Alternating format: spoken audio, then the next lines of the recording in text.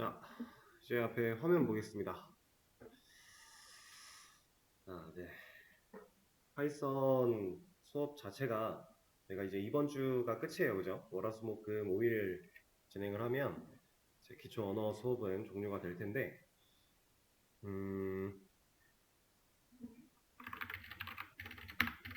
제가 저번 주에도 말씀을 드리기는 했지만, 우리가 파이썬이라고 하는 이 언어, 파이썬 언어에 대해서 꼭 알아야 되는 기본적인 개념, 그리고 사용법, 이 안에 파이썬이라는 언어가 가지고 있는 문법 이런 것들을 공부를 그동안 쭉 해왔어요. 지금까지 공부해온 거는 이제 문법인 거고, 이 문법들을 활용해서 내가 어떠한 프로그램을 구현하기 위해 코드를 작성하는 거는 이제 완전 별개의 문제예요. 이 수업을 수강하시고 나서 내가 파이썬을 배웠으니 파이썬 가지고 어떤 프로그램을 만들 수 있겠지는 사실 완전히 별개입니다. 거의 불가능에 가깝다고 보시면 될 것 같고, 이제 그런 것들을 하기 위해 우리는 추가적인 공부 혹은 시간 투자, 노력 투자를 좀 하셔야 돼요. 어떤 투자를 해야 되냐면, 일단 프로그램이라고 하는 녀석에 대한 내가 만들고자 하는 이게 어떤 데이터를 분석해주는 프로그램이다 라고 하면 내가 구상한 그 프로그램을 설계할 수 있어야 되고, 그 설계한 대로 코드를 써내려가는 능력도 필요하고요. 그리고 그 코드를 써내려갈 때 필요한 여러 라이브러리들이나 모듈들 사용하는 방식 같은 것도 좀 익혀야 돼요. 이런 것들이 좀 여러 가지 다방면으로 박자들이 다 이루어져야 실제로 우리는 하나의 프로그램을 구현할 수 있게 되는 거거든요. 그러다 보니까 언어를 배웠다고 내가 뭔가를 만들 수 있어, 이거는 사실 지금 당장 너무 힘든 얘기지만, 여러분들이 이런 프로그램 구현 같은 걸 목표로 하고 계시다면 어떤 식으로 공부를 해야 될지 방향성에 대해서 살짝 말씀을 드리려고 하는 거고,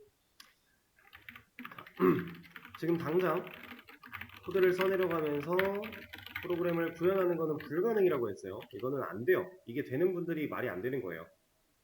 아직 이 프로그램 구현 자체의 경험치가 없다 보니까 실질적인 구현은 불가능한데, 여러분들이 지금 당장 이 목표를 수행하기 위해서 빠르게 접근할 수 있는 가장 좋은 방법이 하나가 있습니다. 가장 빠른 방법이에요. 뭐냐면 이미 만들어져 있는 프로그램의 코드를 역으로 분석하는 거예요. 이거는 할 수 있어요. 여러분들 지금 당장이라도. 왜냐하면 우리가 파이썬으로 써져 있는, 파이썬으로 적혀 있는 코드들을 보면 이제 그 코드의 역할이나 능력 같은 거를 이해할 수 있거든요. 이거 이해하려고 우리는 그동안 기초적인 언어가 가진 문법 같은 거를 공부하는 거예요. 그래서 그런 능력치를 바탕으로 이 프로그램이라는 거는 이렇게 구성이 되어 있구나, 이런 내가 배웠던 문법들이 이런 식으로 활용이 됐구나, 그래서 최종적으로 이 코드가 하고자 하는 일은 이런 거겠구나 라고 하는 나름의 이제 분석, 이거는 여러분들이 얼마든지 할 수가 있습니다. 지금 문법을 배웠으니까. 그래서 가장 빠르게 프로그램 구현을 할 수 있는 단계로 발전하고 싶으시다면 이미 만들어져 있는 코드들을 여러 가지의 그 코드들을 직접 하나부터 열까지 다 분석을 해 나가면서, 그렇게 분석하면서 내가 처음 보는 거라든가 아니면 분명히 아는 것 같긴 한데 이게 이런 식으로 동작하는 것 같긴 한데 세부적으로 잘 모르겠다 라고 하는 그런 개념들이 있다면 그때그때 계속 찾아가면서 내 지식을 덧붙여 나가는 거예요. 그런 식으로 어느 정도 분석이 한두 개, 두세 개 프로그램이 완전히 분석이 끝이 난다. 그러면 여러분들은 자연스럽게 그 프로그램에 대한 이해도가 상승을 할 거예요. 그럼 그 이해도를 바탕으로 이제 내가 원하는 프로그램을 설계해 볼 수 있는 출발점에 서게 됩니다. 그래서 이런 느낌으로 뭔가 내가 프로그램을 만들고자 하시는 분이 있다면, 구현하고자 하시는 분이 있다면 이런 느낌으로 좀 추가적인 공부를 하셔야 되고, 이런 과정을 좀 더 이해하기 쉽게 혼자 맨땅에 헤딩하는 느낌이 안 들게끔 하기 위해서 이제 저희 같은 이제 교육기관들이 이제 이 프로그램 구현을 해보는 이런 강의도 하고 있고 이런 거니까 여러분들의 선택이겠죠. 혼자서 지금도 독학으로 충분히 할 수 있는 시점이긴 해요. 이제는 문법을 배웠으니까. 그렇게 해볼 건지 아니면은 추가적인 뭐 어떠한 더 프로그램 구현 내용을 다루고 있는 강의를 수강을 하셔서 좀 더 쉽게 이쪽을 접근을 하실 건지 이런 건데, 방법은 이렇습니다. 그래서 우리가 오늘부터 해볼 거는 이제 기초적인 문법보다는, 그동안 해왔던 이 기초적인 문법보다는 문법들을 활용해서, 활용이라는 것도 별거 없어요. 그냥 코드를 쓰기 위해 자연스럽게 쓸 수밖에 없는 상황이에요. 변수라든가 조건이라든가 이런 것들, 이런 것들을 좀 활용해서, 그리고 기타 모듈들, 라이브러리들을 최대한 많이 활용을 해서 파이썬 가지고 되게 많이 하고 있는 데이터 분석 쪽 실습을 좀 많이 해볼 겁니다. 제가 기본적인 내용들을 말씀을 드릴 거고요. 그리고 이런 기본적인 내용들을 가지고는 분석을 제대로 하기에는 힘들어요. 그래서 여러분들이 목표하는 어떠한 데이터셋이 있다면 그 데이터셋을 만들어내기 위해서 직접 실습을 해보는 그런 시간들로 많이 구성이 될 거예요. 그래서 남은 5일 동안은 그런 수업이 진행이 될 거다. 그 예전에 그 파이썬 수업에서는, 이건 녹화를 잠깐 멈추고 얘기를 할게요. 자, 그럼 다시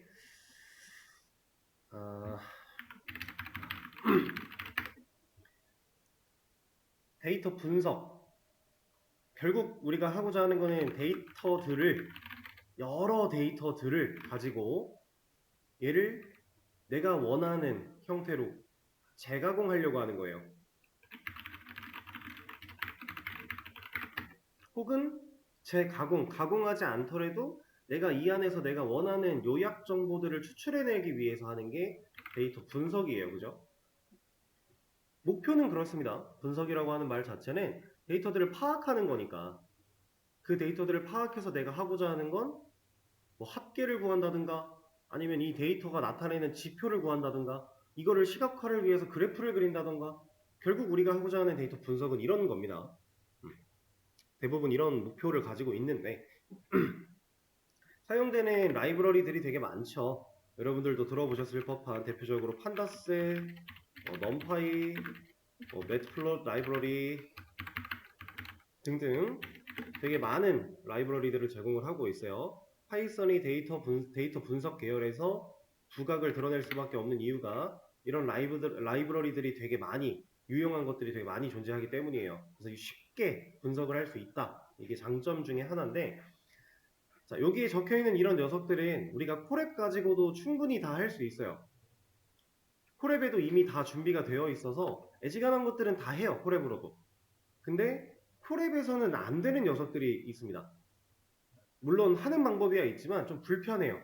그래서 우리가 지금까지는 콜앱을 써서 되게 쉽게 파이썬 코드를 좀 실행을 해봤다면, 오늘부터는 새로운 툴을 좀 사용을 해볼 거예요.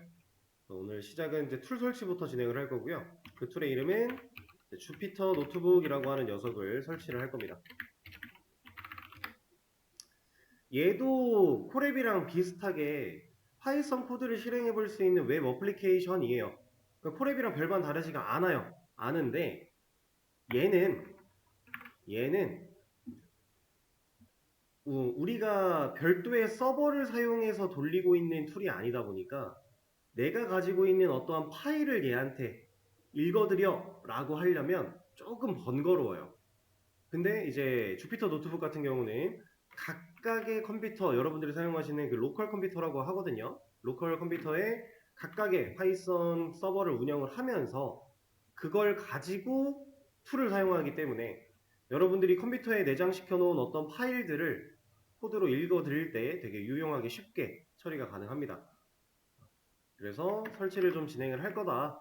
그리고 얘를 설치하기 위해서 우리는 아나콘다라고 하는 녀석을 쓸 건데, 자, 뭐 이런 거는 들어보셨을 수 있어요. 근데 안 들어보신 분도 지금 제가 간단하게 말씀을 드릴 겁니다. 뭐냐면 이 주피터 노트북은 결국 파이썬 내부에서 사용할 패키지 같은 느낌이에요. 패키지라는 건 내장되어 있는 이제 덩어리, 묶음이라고 보시면 돼요. 그러니까 이런 주피터 노트북이라는 기능을 쓰기 위해서 우리가 파이썬을 설치할 필요가 있고요. 그 파이썬 안에 패키지로 내장되어 있는 이 주피터 노트북이라는 녀석을 활성화시킬 필요가 있는데, 우리는 아나콘다라고 하는 얘를 설치하면 이 안에 패키지가 다 들어있어요. 그래서 파이썬 별도로 설치하고 주피터 노트 별도로 설치하고 이렇게 안 해도 되고요. 아나콘다라고 하는 이 녀석 하나를 설치를 하면 내부에 파이썬 플러스 기타 등등 우리가 사용하고자 하는 유용한 패키지들 그런 녀석들 다 포함되어 있으니까 이제 좀 간편하게 파이썬을 사용해 볼 때 실습을 위해 준비를 할 때 아나콘다 이 녀석을 좀 사용을 합니다. 그래서 우리가 지금 얘를 설치를 할 거고 이거부터 같이 진행을 해보도록 하죠. 자, 그럼 콜앱은 이제 종료를 할 거고요. 크롬을 하나 여신 뒤에 여기다가 아나콘다라고 입력하시면 돼요. 영어로 쓰셔도 되고 한글로 쓰셔도 상관없습니다. 어차피 결과는 나와요.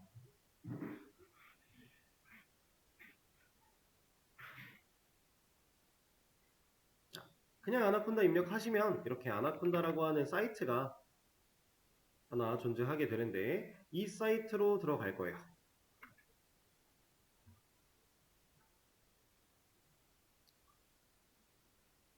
자, 아나콘다라는 사이트에 들어왔고요. 여기서 그냥 프리 다운로드 이걸 눌러 주겠습니다.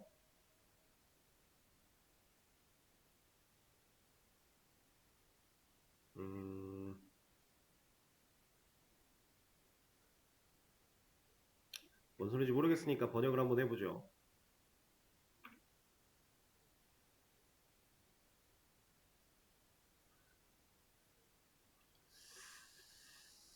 이메일 주소를 입력하는 거 등록 건너뛰기가 여기 있네요. 우리는 건너뛰기 하겠습니다.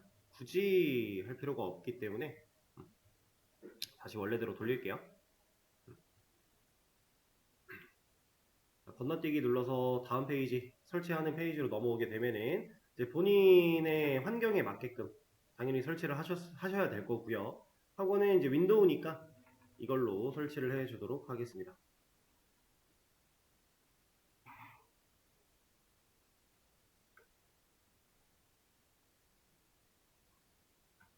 밑에는 미니콘다라고 되어 있는데 여러분들은 그냥 위에 있는 거 설치하세요.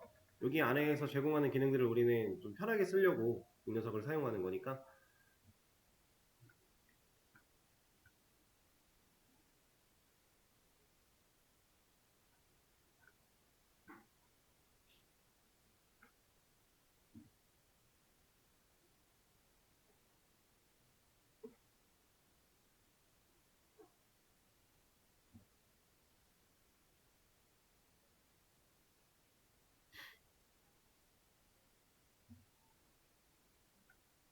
자, 설치가 진행되는 동안 약간 대기를 해 줄 거고요.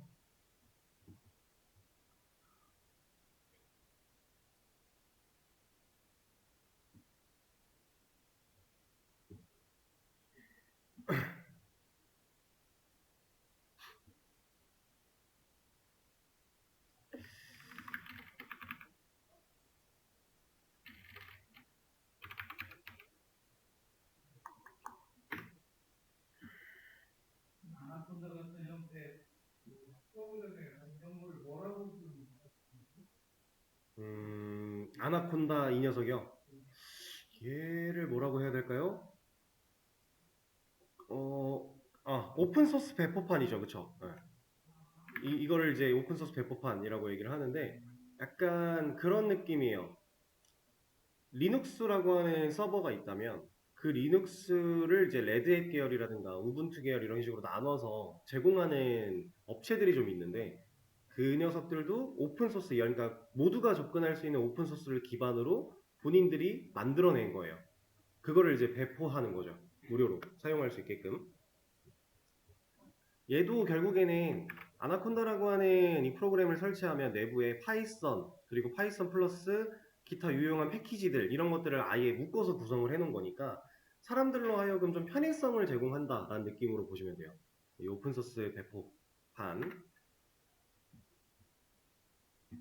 자, 저는 지금 설치가 다 됐기 때문에 이렇게 떠 있어요. 아마 근데 지금 학원에서 수강하시는 분들 중에는 저처럼 이렇게 1이 붙어 나오신 분들이 좀 있을 거예요. 이게 이미 설치된 기록이 있으면 이렇게 받아질 텐데, 만약에 설치를 하는 중에, 저도 지금 컴퓨터에 설치가 되어 있어요. 근데 이미 설치가 되어 있는 거를 재설치를 하진 않을 겁니다. 왜냐면 다른 수업에서 얘를 사용하고 있었는데 우리가 재설치를 해버리면 세팅값 같은 것들이 좀 바뀔 수 있어서 우리가 재설치를 하진 않을 거고요. 만약에 저랑 똑같이 제가 지금 알려드리는 방식과 똑같이 이미 설치되어 있는데 또 설치할 거야 뭐 이런 상황이 벌어진다면 제가 하는 걸 따라 하시면 되고, 만약에 본인 컴퓨터에는 이런 설치됐던 기록 같은 게 없다, 그래서 그냥 설치를 해도 될 것 같다, 그러면 쭉 진행하시면 됩니다.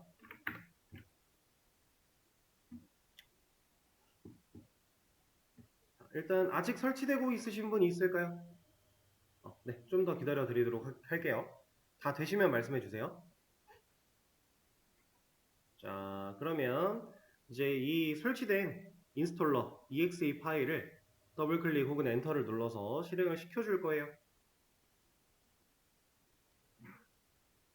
사실 설치 과정은 특별할 건 없어요. 주의해야 될 거 몇 개 빼고는 그냥 일반적으로 넥스트를 쭉 진행하시면 되는데, 자, 첫 번째 당연히 일단 그냥 넥스트를 눌러줄 거고요. 두 번째 어그리, 동의는 당연히 필요하겠죠?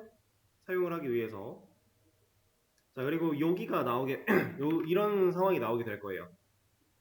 just me라고 하는 것과 all users 이렇게 해서 두 가지가 좀 존재를 하게 되는데, 자, 일반적인 상황에서는 웬만하면 just me를 쓰셔도 되긴 해요. 근데 여러분들 지금 학원에 대면으로 나와 계신 분들은 전부 다 all users 선택하시고요. 그리고 비대면으로 듣고 계신 분들도 all users를 선택하세요. 이게 개인 컴퓨터, 그러니까 써져 있는 의미만 보면 나를 위한 것과 모두를 위한 것이라고 나눠져 있는 것 같잖아요. 근데 사실 이거 분류해서 좀 더 중요한 개념은 이제 윈도우 계정, 여러분들 그 어드민이라고 하는 계정, C 드라이브에 사용자라고 하는 폴더를 들어가면 여기에 이제 계정들이 나와요. 근데 제가 이 수업에서는 얘기를 안 들었었던 것 같기도 하고, 이제 개발 관련한 코드 개발 관련된 어떠한 프로그램 혹은 파일 같은 거 사용을 좀 할 때 그 파일이 존재하는 경로에 한글 경로가 있으면 생각보다 오류가 많이 나거든요. 그래서 우리가 프로그래밍 관련된 프로그램들을 설치를 할 거다라고 하면 한글 경로를 최대한 안 쓰는 게 좋아요. 근데 윈도우 계정 같은 경우는 이제 뭐 대면으로 들으시는 분들은 오히려 여기 계정이 한글 이름인 경우가 없을 거예요. 기본적으로 다 어드민 계정 혹은 어드미니스트레이터 이렇게밖에 안 되어 있을 겁니다. 근데 이게 아닌 분들이 있어요. 개인 컴퓨터 같은 경우는 이 이름을 본인 이름으로 쓴다던가 해서 한글 이름이 적혀 있는 경우들이 있단 말이죠. 그러면 문제가 생길 수 있어요. 이 경로를 제대로 인식하지 못해서 에러가 날 수 있고 오류가 날 수 있고 정상적인 실행이 안 될 수 있습니다. 그래서 그런 것들을 방지하고자 우리는 애초에 그냥 all users를 선택하고 가는 거예요. 그러니까 얘를 선택하면 이제 앞으로 뭔가를 진행할 때 살짝 불편한 게 생길 수도 있지만, 그렇지만 그럼에도 불구하고 얘를 선택해야 조금 더 매끄럽게 진행을 할 수가 있어서 all users 선택을 할 거다라고 보시면 되겠습니다. 그래서 all users 선택해 주시고 next 눌러줄게요. 자, 그러고 나면 이제 설치 경로를 설정하게 나왔는데, 이 설치 경로 같은 경우는 뭐 특별히 내가 원하는 경로가 없다 그러면 기본적으로 제공하는 곳을 그냥 따라가도 돼요. 이렇게 저 같은 경우 지금 프로그램 데이터라고 해서 여기 아나콘다 3가 잡혔는데 이걸 그냥 따라가셔도 되고요. 아니면 약간 바꾸셔도 괜찮아요. 여러분들이 원하시는 형태로 변화를 주셔도 상관은 없습니다. 저는 여기다가 설치를 하면 제가 아마 기존의 설치랑 인식이 안 돼서 또 추가 설치가 될 수도 있기 때문에 잠깐 확인을 좀 할게요.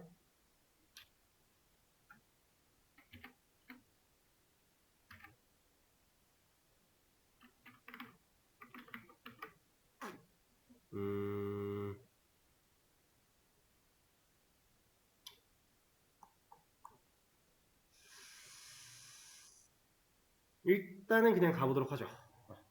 저는 그냥 있는 그대로 두고 가보도록 하겠습니다. 아니다. 바꿀게요.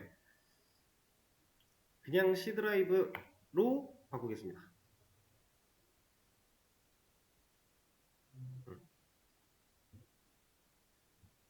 여기다가 폴더 하나만 생성을 해서 아나콘다라고 만들어주고 확인. 그래서 여기다가 좀 설치를 해보도록 할게요. C 드라이브에 아나콘다 넥스트 눌러줄 거고요. 자, 얘는 뭐 그냥 있는 그대로 가시면 됩니다. 중요한 거는 뭐 요거는 뭐 크게 중요하지 않고요. 얘는 좀 필요해요. 얘가 이제 파이썬을 같이 설치를 하냐 뭐 이런 느낌의 부분이라고 생각을 하시면 되는데, 우린 지금 설치를 같이 할 거니까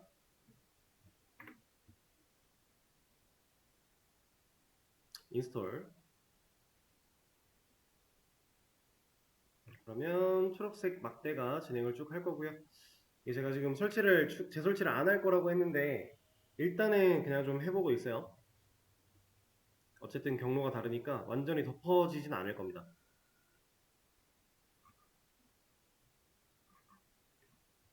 그래서 약간 대기가 좀 필요할 것 같으니 녹화를 또 멈춰 보도록 할게요. 자, 나머지 분들은 다 컴플리티드가 되셨겠죠? 시간이 이 정도 흐르면 거의 다 될 건데, 자, 넥스트 눌러줄게요. 이따가 설치하실 분들도 여기 이 과정에서 넥스트 진행해 주시면 되고요. 그 다음에 이 링크는 뭐 필요 없습니다. 추가적인 걸 더 설치를 할 거냐 물어보는 건데 괜찮아요. 그냥 넥스트로 눌러줄게요. 그러면 이제 설치는 끝이 났고 이제 이 녀석을 실행시켜 줄까 라고 하는데, 뭐 그냥 체크하신 상태에서 피니시를 하셔도 되고요. 아니면 체크를 해제하고 따로 불러내도 상관은 없습니다. 저는 그냥 피니시 눌러주도록 할게요. 그러면 이런 게 하나가 나왔는데, 이거는 뭐 설치가 잘 됐다, 인스톨레이션 석세스, 성공했다 라고 하는 거니까 그냥 종료해 주시면 되고요.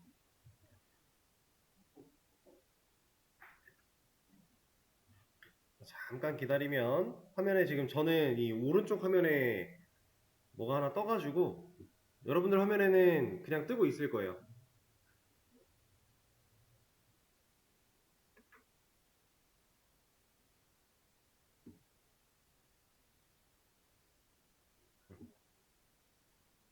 저한테는 일로 와.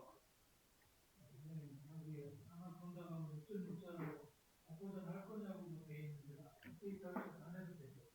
저도 이게 떴습니다. 이거 보여드리려고 지금 했어요. 잠깐만요.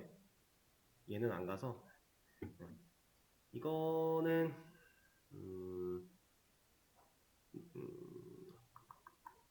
예, 레이터 하겠습니다. 레이터 가운데 거. 어차피 우리가 이 내비게이터를 막 엄청 쓸 건 아니긴 해요.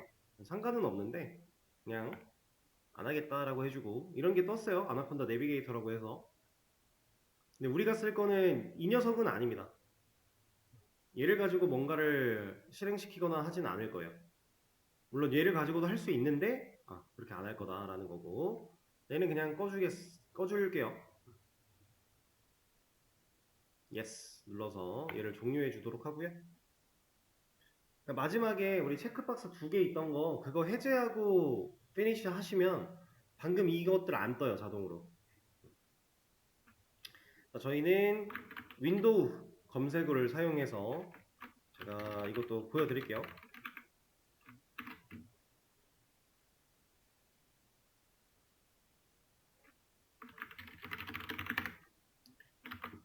이렇게 아나콘다라고 검색을 하시면 아나콘다 프롬프트라고 하는 녀석이 나오게 될 겁니다.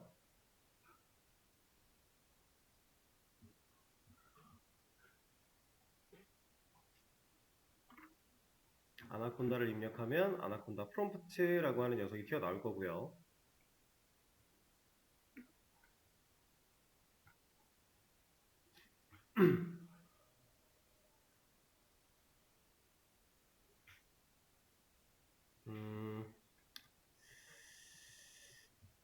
일단은 프롬프트를 있는 걸 확인을 하셨으면, 얘가 정상적으로 보인다면 지금 우리가 아나콘다 설치를 무사히 잘 한 거는 맞고요. 이제 여기 검색에다가 다른 걸 한번 입력을 해볼게요.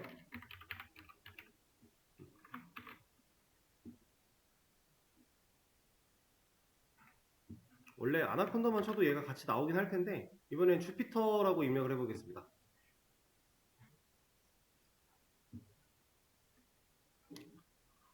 제가 JUPY 이렇게 치니까 주피터 노트북이라고 하는 녀석이 하나가 튀어나오죠.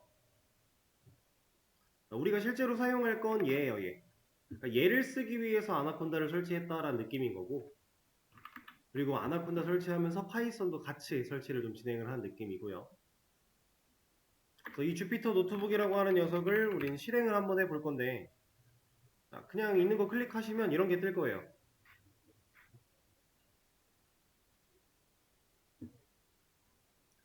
그리고 얘가 뭔가 알아서 쭈쭈쭈쭉 뜨면서 이런 녀석이 하나가 또 페이지가, 브라우저가 열리게 될 겁니다.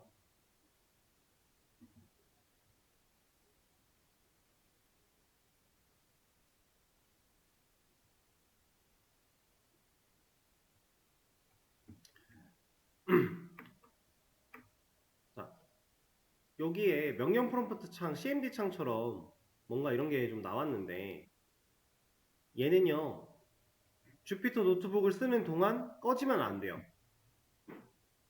얘를 만약에 끄시면, 종료를 하면 더 이상 얘를 컨트롤할 수 없어요.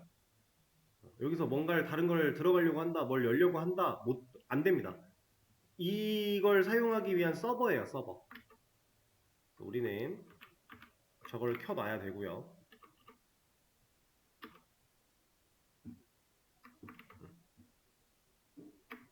저는 꺼졌으니까 얘를 끄고 다시 주피터 노트북을 켜줄 거예요.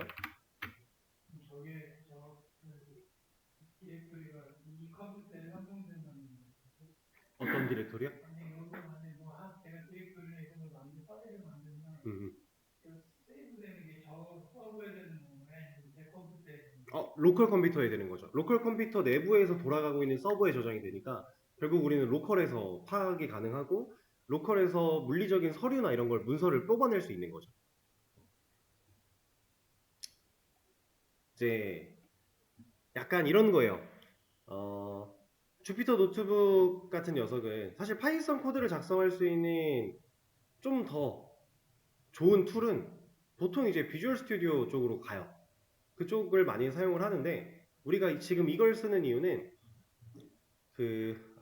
VS 코드 같은 녀석을 쓰면 파이썬을 가지고 실제로 프로그램을 구현할 때 사용하는 게 좋아요. 한 프로그램이라고 하는 하나의 덩어리를 만들어낼 때 그때는 비주얼 스튜디오 같은 걸 사용해서 그 안에서 내부적으로 파일들을 막 생성을 하고 이 파일들끼리 막 엮어가면서 작업을 많이 진행을 합니다. 근데 우리는 데이터 분석만 할 거예요. 그리고 이렇게 데이터 분석을 한 결과를 가지고 뭐 지금 당장 수업에서 뭔가를 할 건 아니지만 이렇게 분석된 결과들을 문서화, 서류화 할 때 각각의 파일을 각각의 문서처럼 각각의 서류처럼 만들어낼 수 있게끔 그런 부분에서 좀 더 이점을 가지게끔 되어 있는 게 이 주피터 노트북 같은 녀석이에요. 그래서 이 프로그램을 쓰는 거지 막 특별한 이유가 있다는 아닙니다. 그러니까 무조건 파이썬 코드 쓸 거면 주피터 써야 돼 이거 아니에요. 다른 걸로도 충분히 가능하고 그리고 실제로 콜앱으로도 엔간한 것들은 다 돼요. 콜앱에서 받아지지 않는 녀석이 몇 가지가 있을 거라 그것 때문에 우리가 아나콘다를 설치를 한 거고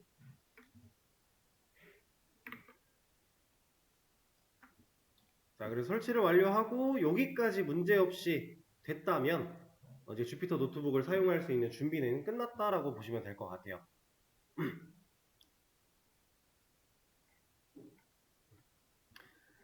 자 그럼 여기서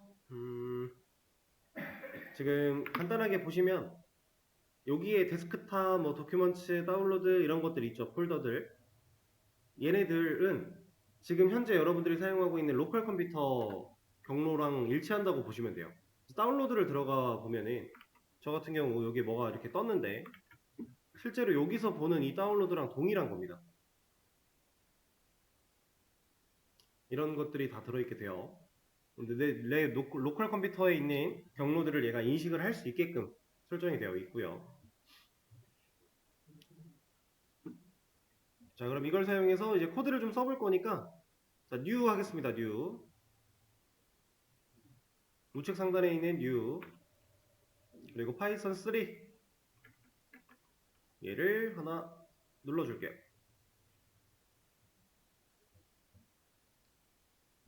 자, 이러면 이제 뭔가 코드를 입력할 수 있을 것처럼 생긴 녀석, 우리가 콜앱에서 보던 그런 녀석이 하나가 튀어나왔고, 이제 얘는 그냥 두시면 돼요. 꺼도 상관은 없는데 그냥 두시는 걸 추천을 드리고, 자, 이런 애가 하나 튀어나왔습니다. 얘가 실제로 코드를 사용해 볼 수 있는, 코드를 입력할 수 있는 코드 편집 공간이에요. 콜앱에서 보던 셀 같은 느낌. 우리가 콜앱을 들어가면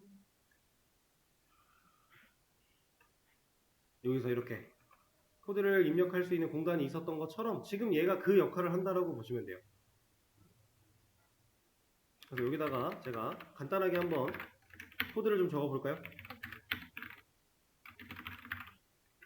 영어랑 한글 입력해서 출력이 잘 되는지 확인을 한번 해보겠습니다. 얘도 실행하는 방식은 컨트롤 엔터예요. 현재 내가 코드를 입력한 그 셀에 코드를 실행하는 방식 컨트롤 엔터.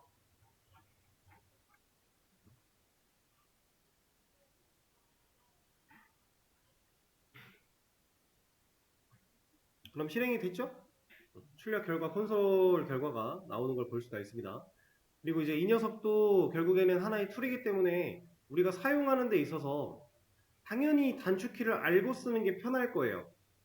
그렇죠? 그런 단축키들은 여기 이 사이트 이 안쪽에 다 있습니다. 여기 헬프에 보시면 쇼 키보드 쇼트컷 해가지고 눌러보시면 단축키가 다 나와요. 이거를 다 알고 쓸 필요는 없지만 좀 자주 사용할 만한 것들은 알고서 사용을 해주면 좀 편하겠죠? 좀 우리가 평상시에 많이 사용하는 건데 여기선 느낌이 다르다라고 하는 거. 여기 컨트롤 Z는 돌리기죠. 되돌리기. 되돌리기를 했는데 앞으로 다시 되돌릴 때 보통 우리는 컨트롤 Y를 썼어요. 그죠? 윈도우 자체에서 단축키가 그렇게 형성이 많이 되어 있는데 얘는 좀 다르네요. 이런 것들은 좀 인지를 하고 있으면 확실히 코드를 작성하기 편하겠죠?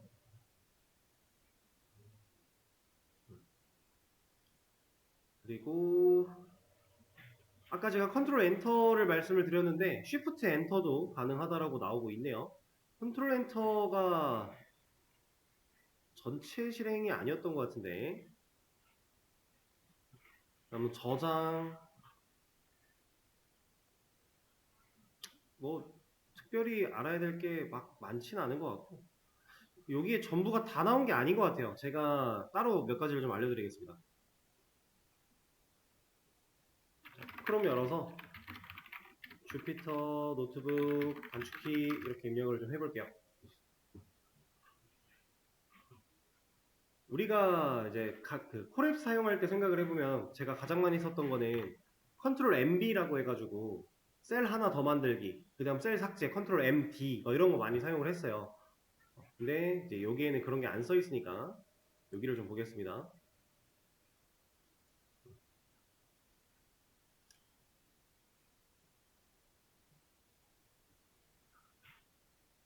셀 위에 새로운 셀 추가, 아래에 새로운 셀 추가, DD가 셀 삭제, 그 다음 C, V 이런 거 있고요. 여기가 이제 뭐 컨트롤이나 쉬프트나 이런 알트나 이런 녀석들이 섞여 있지 않은 이유가 이렇게 커서가 셀 안쪽에 위치를 해서 깜빡깜빡 하고 있으면 얘는 편집 모드라 이 안에서는 어떤 키를 입력해도 입력이에요 그냥. 근데 여기서 ESC를 한번 누르면 지금 이 영역이 선택된 걸 볼 수 있죠. 이러면 편집 모드가 아니에요. 코드를 입력을 못해요 이 상태에서는. 이 상태에서 내가 어떠한 키를 누르면 이렇게 동작을 한다라는 거예요. 이 모드를 왔다 갔다 잘 하셔야 돼요. 편집 모드와 이제 실행 모드 같은 거, 일반 모드. 그래서 셀 추가는 A나 B 뭐 이런 거 하시면 될 것 같고, 보통 B를 많이 쓰겠죠. 아래로 많이 만들어낼 거니까. 그 다음에 D를 두 번 누르면 셀 삭제하는 거. 그럼 셀 삭제를 했는데, 어이쿠 잘못 지웠네? 그럼 Z 같은 거. 이런 식으로도 할 수가 있고요. 아까 좀 보셨던 것처럼 선택된 셀 실행하는 거 Shift 엔터라 그랬는데 얘는 실행한 다음에 다음 셀로 자동으로 넘어가 준다고 하네요. 그래서 컨트롤 엔터 이게 다음 셀로 이동하지 않고 내가 지금 선택한 녀석만 실행하는 거. 이런 기본적인 단축키. 여러분들도 어떤 툴 같은 걸 앞으로 쓰게 되면 그 툴을 설치하고 기본적인 세팅해야 될 것들이 있어서 세팅을 완료하고 나면은 이런 거부터 확인해 보시면 좋아요. 사실 단축키를 알고 모르고가 능률이 차이가 꽤나 크기 때문에. 그리고 이 단축키는 어느 정도는 우리가 직접 만들어낼 수도 있습니다. 모든 툴이 다 그래요. 이 정도만 알아도 큰 문제 없을 것 같으니까 여기로 들어와서 셀 선택해주고 DD 하면은 그 셀 지워지니까 이렇게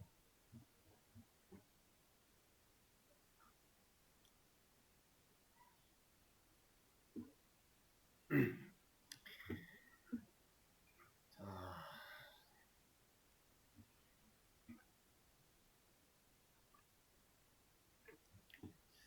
그리고 사실 몇 가지 세팅을 더 하면 좋기는 한데 굳이 안 해도 되는 세팅이니까 넘어가도록 하죠. 이 녀석 세팅할 때 그 툴 자체가 제공해주는 세팅 변경 방식이 있는가 하면 애초에 이런 것들도 있어요. 우리가 이 녀석이 설치되어 있는 경로를 찾아가서 얘가 가지고 있는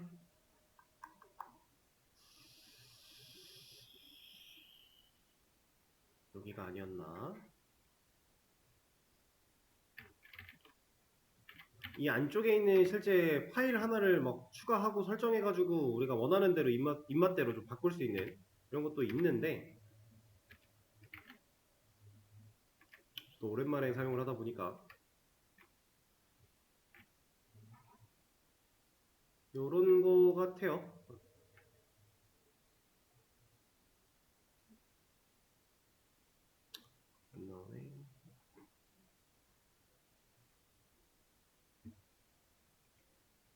요런 세팅을 우리가 원하는 대로 좀 할 수가 있어요. 지금 얘는 일부러 인위적으로 만들어낸 세팅은 아니고 그냥 잡힌 세팅인 것 같긴 한데 우리가 CSS라고 하는 문법을 활용해서 내가 원하는 어떠한 그런 변경점들을 다 줄 수 있긴 합니다. 좀 커스터마이징이 자유로워요. 그런 식으로 사용이 또 가능하고요. 이런 것도 크롬에다 검색을 해보시면 좀 쉽게 나오는 내용들이니까 참고를 해보시는 것도 나쁘진 않겠죠? 근데 굳이스러워서 하지 않도록 하겠습니다. 자, 그러면 얘를 가지고 한번 시작을 해볼까요?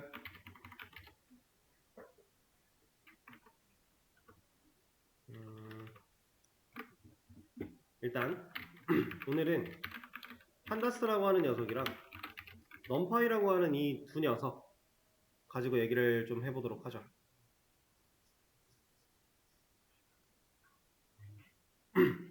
판다스랑 넘파이는 결국 둘 다 라이브러리입니다.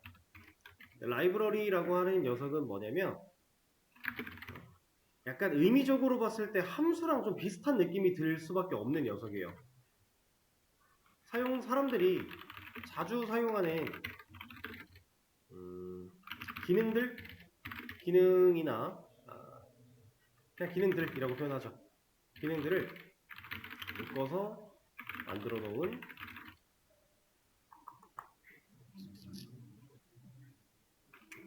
코드 묶음 정도라고 볼까요? 프로그램이라고 표현하기에는 살짝 애매한 감이 있어서 코드 묶음. 근데 얘는 별도의 파일입니다. 파일. 이 라이브러리라고 하는 녀석들은 전부 다 별도의 파일처럼 인식이 돼요. 그래서 우리가 나 이 라이브러리 쓸 거야 라고 하면 그 라이브러리를 우리 쪽으로 데리고 와야 돼요. 가져와야 돼요. 그러니까 쉽게 얘기하면 이런 느낌이에요. 제가 코드를 작성하는 이 셀이 지금 뭐 예를 들어 main.py였다.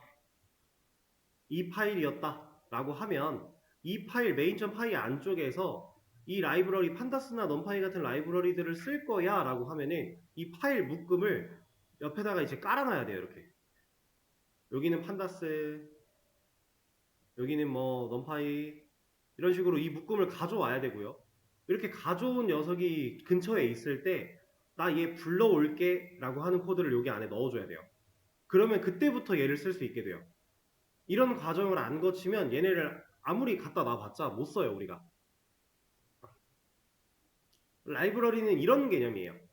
별도의 파일로 존재하는 녀석이고 그 파일을 우리가 설치하거나 불러와야만 한다. 이 개념. 근데 우리가 추가로 설치할 필요는 없는 게 아나콘다에는 이 녀석들이 다 내장되어 있었다. 그래서 이미 설치가 되어 있다. 그리고 이렇게 묶어놓은 녀석들이 결국은 패키지 정도라고 보셔도 큰 문제가 없을 것 같아요. 패키지. 명확하진 않지만 패키지의 일종으로 봐도 된다. 그래서 이 녀석들을 좀 불러올 겁니다.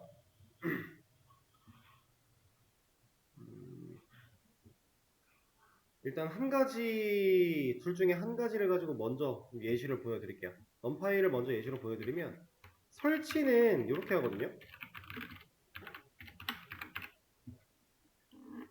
PIP라고 해서 패키지를 설치할 수 있는 파이썬 내의 명령어예요.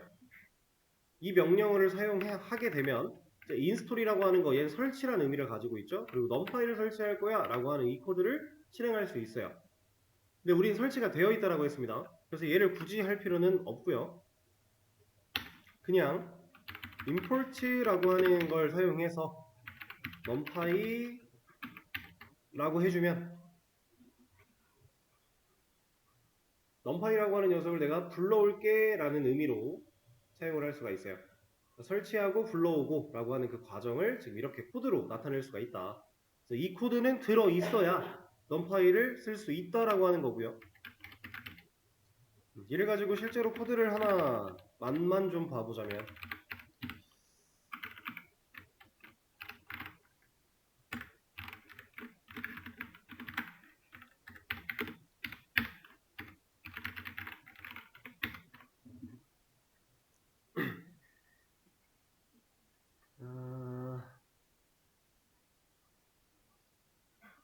잘 사용이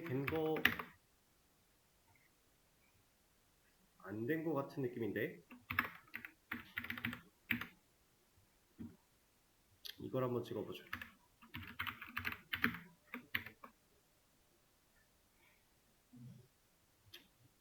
됐네요. 자, 이런 식으로 불러왔기 때문에 실제로 사용할 수 있는데 사용하는 방식은 간단해요. import 나 불러올 거야 라는 의미고요. numpy 불러올 거야. 설치가 되어 있으면 불러오는데 문제가 없을 거고요. 불러온 녀석을 사용할 때는 이렇게 얘가 가지고 있는 이 녀석을 numpy라는 녀석을 불러올 거야 했기 때문에 얘를 적어주게 되는 건데 만약에 우리가 이렇게 적어주면은 우리는 numpy를 가져오겠다라고 하는 게 아니라 이 nump라고 하는 녀석을 가져오겠다라고 하는 거라서 이런 건 없어요. 지금 보면 no module named nump예요. 그죠? 이런 녀석은 없어요. 그러니까 여기서 말하는 모듈 not found error 이 모듈을 찾을 수 없어 라는 상황인데 import가 그 모듈들을 불러오는 역할을 해요. 이 모듈은 이제 이런 라이브러리들을 그냥 통칭한다 라고 보시면 됩니다. 그래서 우리가 정확하게 이름을 사용해서 불러와 줘야 되는데 이렇게 불러온 녀석을 그냥 하나의 변수처럼 사용하시면 돼요. 그러면 이 numpy라는 이름 그대로 변수처럼 사용을 하게 되면 얘는 어떤 역할을 하냐? numpy라고 하는 라이브러리 안에 들어있는 만들어져 있는 그 기능들 이런 묶음으로 되어 있는 이 코드들 이 안쪽 상황을 하나의 인스턴스처럼 사용할 수 있게 돼요. 그래서 우리가 점을 사용해서 array라고 하는 지금 메서드를 불러낸 개념으로 보시면 됩니다. numpy라고 하는 인스턴스를 불러온다 라는 느낌처럼 이해를 하시면 되고요. 자, 근데 이렇게 불러올 때 얘 이름 자체가 지금 numpy라서 그렇게 길지 않기 때문에 큰 문제는 없는데 아까 전에 말씀드렸던 matplotlib 라이브러리 같은 경우는 이름이 좀 길어요. 이렇게 생겼어요. 이것보다 더 긴 녀석도 많아요. 이런 녀석을 매번 변수 이름처럼 사용하려면 귀찮겠죠. 그래서 우리가 할 수 있는 좋은 방식이 별명 지어주는 거예요. import numpy 얘는 numpy를 불러올 거야. 불러오는데 불러온 녀석을 별명을 지을 거야. earliest라는 의미를 가지고 있습니다. 별명을 지을 거고 별명은 뭘로 지을 거야? 보통mp로 많이 사용을 합니다. numpy는. 뭐 딱 정해져 있는 건 아닌데 A 같은 걸로 써도 돼요. 근데 보통은 NP 가지고 많이 해요. numpy라는 의미를 이제 내재적으로 포함하고 있다라는 느낌처럼 이렇게 별명을 지어주면 이제는 numpy가 아니라 NP를 사용해서 numpy의 기능들을 사용할 수 있게 됩니다. 처음에 불러드리고 그쵸? 그리고 나서 다시 치는 거죠. 아니요. 애초에 불러드릴 때 바로 지어도 돼요. 상관없어요. 그리고 보통 이렇게 모듈을 불러서 쓸 때는 대부분 다 별명을 지어서 해요. 간략하게. 그리고 이것들은 뭐 특별하게 정했다라고 하진 않지만 실제로 지금 NP를 사용하면 문제가 없죠. A를 사용해도 얘는 문제가 없어요. 그냥 변수 이름 짓는 느낌이니까. 근데 보통 많이 사용하는 이름들이 있어서 관례상 이것도 개발자들끼리 이 임포트 상황이 어떤지 몰라도요. 이 코드만 봐도요. 아 이거 numpy 불러왔네? 라고 알아요. 보통 그렇게 다 많이 써요.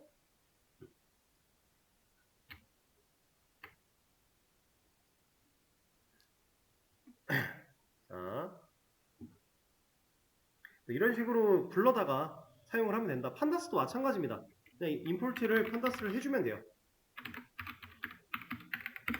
판다스는 보통 사용하는 이름이 우리가 PD를 많이 사용을 하고요. PD.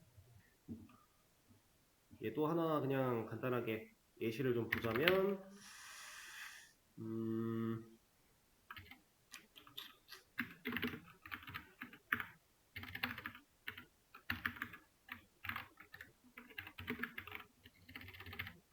지금 사용하는 게 뭔지는 모르셔도 괜찮아요. 그냥 판다스를 사용하면 이렇게 된다라는 걸 보여드리기 위한 거니까.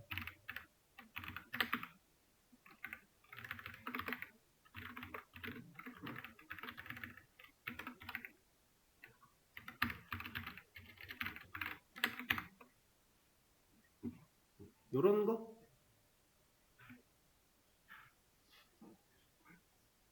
지금 첫 번째 출력 이만큼은 얘는 얘 때문에 나온 거고요. 밑에 있는 이만큼의 출력은 얘 때문에 나온 거예요. 판다스를 사용하는 방식도 똑같다라고 하는 걸 보여드리기 위해서 임포트 하면 된다. 그리고 임포트 했을 때 별명 지어놨으면 별명 가지고 이제 사용하면 된다 이렇게. 이거 보여드리려고 한 겁니다.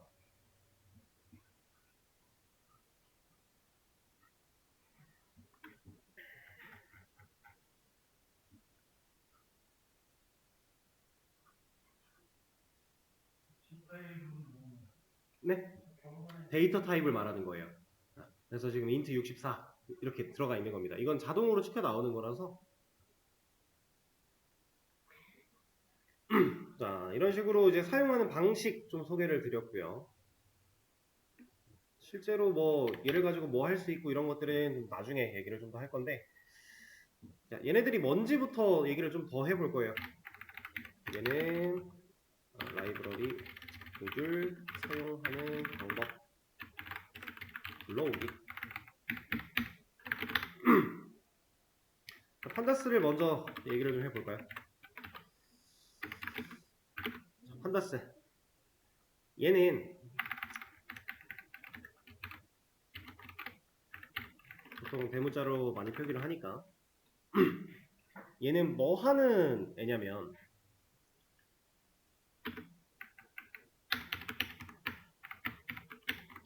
데이터를 테이블의 형태로 다룰 수 있게 해주는 라이브러리 라고 보시면 되는데 테이블의 형태라는 건 뭐냐면 이런 거 생각하시면 돼요. 자, 엑셀에는 행과 열이 있죠. 얘는 X좌표, Y좌표를 사용해서 데이터를 한 자리 한 자리 내가 원하는 셀에 넣을 수 있게 해요. 그걸 가지고 우리가 행과 열이라고 표현을 하는데 자, 엑셀 가지고 데이터를 어떻게 좀 병합을 한다. 예를 들어 이런 데이터 뭐 학년 데이터와 뭐 학번과 이름 그리고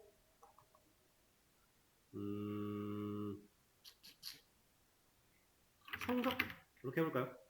어떤 뭐 A라는 과목에 대해서 학생들의 이 과목을 수강하는 학생들의 성적을 이제 데이터화 시키기 위해서 이렇게 만들었다라고 하면은 2025, 01 어쩌고 뭐 이렇게 데이터가 있고 뭐 한길동 1부터 데이터가 있고 성적은 뭐 A, 뭐 B 이런 식으로 해가지고 쭉 이어진다 라고 했을 때 이런 식으로 데이터가 들어있다라고 했을 때 이게 테이블의 형태예요. 근데 우리는 파이썬 가지고 그동안 리스트나 딕셔너리나 이런 것들을 만들 때 이런 형태로 데이터를 눈으로 볼 수가 없죠. 리스트는 리스트대로 대괄호에다가 안에 각각의 값들이 나올 거고 딕셔너리는 중괄호 사이에서 키, 밸류 또 키, 밸류 이런 식으로 나올 거고 그럼 이 데이터가 수백, 수천 개가 이 안에 쌓여 있대요. 그럼 얘가 이렇게 눈으로 하나하나 보는 거랑 표의 형태로 이루어져서 깔끔하게 얘는 이거고 얘는 이거고 얘는 이거야 라고 보는 거랑 누가 더 이해하기가 편해요? 당연히 이 표가 편한 거예요. 표의 형태. 그래서 우리는 보통 데이터를 테이블의 형태로 많이 다루게 되거든요. 이거는 DBMS의 개념과도 이어져요. DBMS는 데이터베이스를 컨트롤하기 위해 필요한 그 시스템인 건데 그 DBMS 중에서 가장 많은 비중을 차지하는 RDBMS라고 하는 이 녀석이 모든 데이터를 이렇게 관리를 합니다.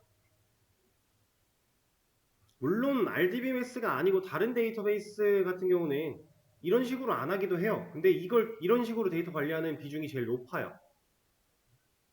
그럼 데이터베이스 안에서 DBMS를 사용해서 우리가 데이터를 저장하고 있는데 이렇게 저장된 녀석을 언어로 가져온다. 그러면 똑같이 표의 형태로 가져와야 이해하기가 제일 쉬운 거예요. 근데 판다스라고 하는 녀석이 이런 걸 할 수 있게 만들어주는 겁니다. 우리가 그냥 일반적인 데이터를 만들어내도 이 판다스라고 하는 라이브러리를 사용해서 얘가 가지고 있는 기능을 쓰면 표의 형태로 데이터를 요약해서 보여주게 돼요. 일종의 시각화 같은 느낌이죠. 보편, 약간 기본적인 시각화. 그런 느낌으로 데이터를 처리를 해주는데, 자, 이 녀석한테는 데이터 프레임이라고 하는 방식이 있고, 아까 제가 처음에 했던 시리즈라고 하는 방식이 있어요. 알파벳이 여기가 시리즈.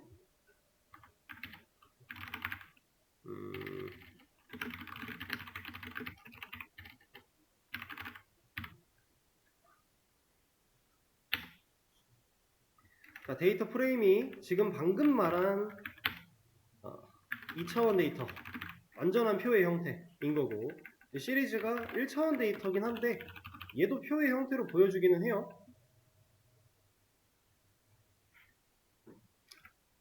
그러니까 무조건 표 2차원 데이터로만 다룰 수 있는 건 아니고 1차원 데이터도 다룰 수는 있는데 결국에는 나타내지는 형태는 테이블이다. 이것도 하나. 자, 그리고 이 녀석은 CSV라든가 엑셀, SQL 등 다양한 형식의 데이터를 쉽게 읽고 처리한다. 그러니까 외부에 우리가 이런 파이썬이라는 언어를 사용하지 않고 데이터를 만들어냈어요. 여러분들이 방금 전에 제가 한 것처럼 이렇게 엑셀로 데이터를 뽑았어요.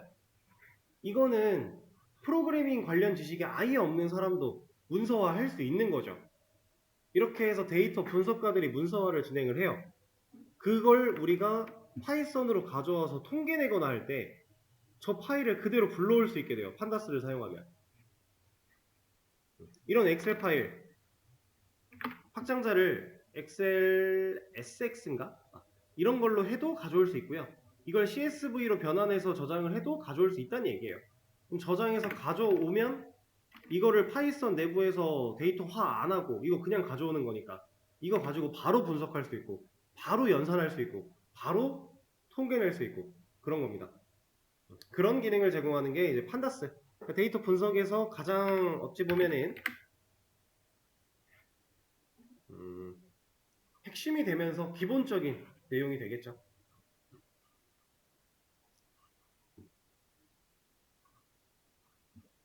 이런 게 이제 판다스의 역할이자 우리가 사용하는 목적이다 라고 좀 이해를 하시면 될 것 같아요. 그 다음 넘파이 얘기까지만 하고 쉬는 시간을 좀 가져볼게요.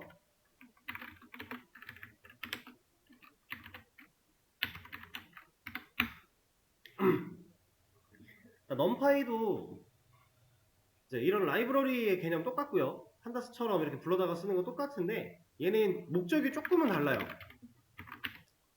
판다스는 뭐 만들어져 있는 데이터를 우리가 좀 더 편하게 파이썬 내부에서 사용하고 볼 수 있게끔 만들어주는 역할이었다면 넘파이 같은 경우는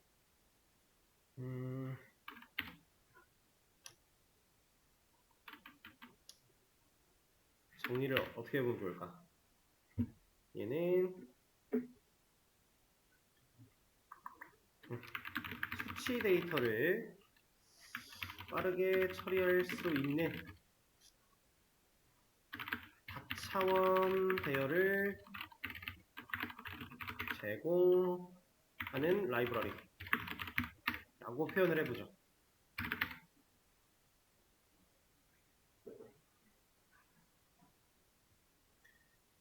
자, 수치 데이터를 빠르게 처리할 수 있는 다차원 배열을 제공한다 라고 했는데 이게 뭘 뜻하는 거냐면 우리가 예전에 수업 중에 리스트 더하기 리스트 했을 때 어땠어요?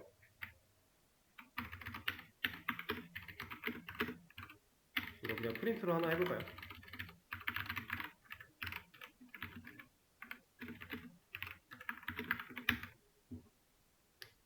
이게 그냥 원래 됐나? 옛날 콜앱에서 우리가 안 되는 걸 보여드렸던 것 같은데 아니지 그냥 말로 하죠. 얘는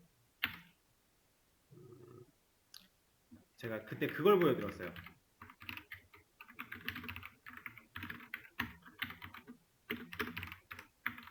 이렇게 했을 때 얘네들을 곱하는 걸 좀 보여드렸던 것 같아요. 덧셈은 되는 거고 이런 거는 안 된다 뭐 이런 얘기를 했었던 것 같은데 이게 되게끔 해주는 녀석이 있다라고 했습니다. 우리가 가지고 있는 어떠한 데이터들끼리 좀 복합적인 연산을 처리를 해야 된다라고 하면 이제 기존 파이썬만 가지고는 이어붙이기 정도의 연산 플러스 그 정도밖에 안 돼요. 근데 이런 곱셈 같은 거 만약에 첫 번째 이 0번 인덱스에 해당하는 녀석들이 곱해진 값이 또 하나의 데이터 1번 인덱스에 있는 값이 곱해진 게 하나의 데이터 그래서 리스트를 이렇게 만들고 싶다. 그러면 이건 못하는 거였잖아요. 근데 넘파이 같은 녀석은 이런 걸 해줍니다. 이런 걸 다 처리할 수 있게 만들어줘요. 그래서 이거를 좀 정리를 해보자면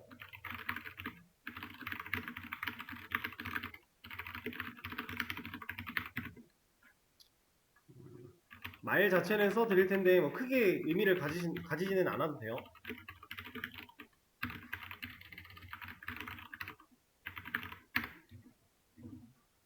이런 개념이 있습니다. 연산 속도가 매우 많이 빠르고요. 그리고 선형대수, 통계, 난수 이런 것들에 대한 처리가 되게 용이해요.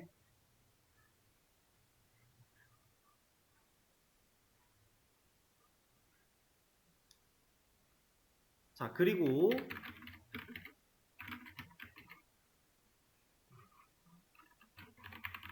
넘파이를 통해 만든 배열을 판다스가 내부적으로 활용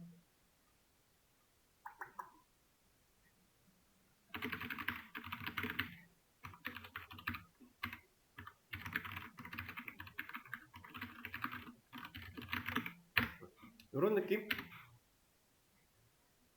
우리가 넘파이를 사용해서 이렇게 다차원 배열을 만들어내면 이걸 가지고 표의 형태로 바꿔주는 판다스 사용하면 표가 나오게 됩니다. 그래서 둘은 보통 같이 배워야 돼요. 같이 알아야 돼요. 따로 쓰는 경우가 없진 않겠지만 같이 쓰는 경우가 더 많아요.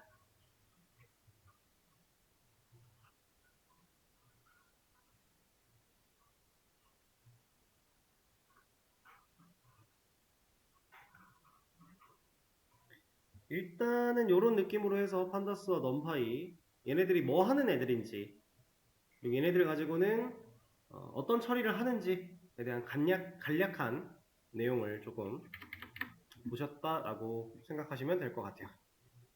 자, 그러면 지금 쉬는 시간 좀 가지고요. 다음 시간에는 간단하게 한번 활용을 해보도록 하죠. 그런 것들을 해볼 테니까 아까 설치 다 안 되셨던 분들은 하셨나요? 수현씨? 되셨어요? 끝나셨어요? 저기 뒤에 제가 성함일 잘 기억이 안 나서 끝나셨어요? 오케이, 알았습니다. 그럼 쉬는 시간 가지시고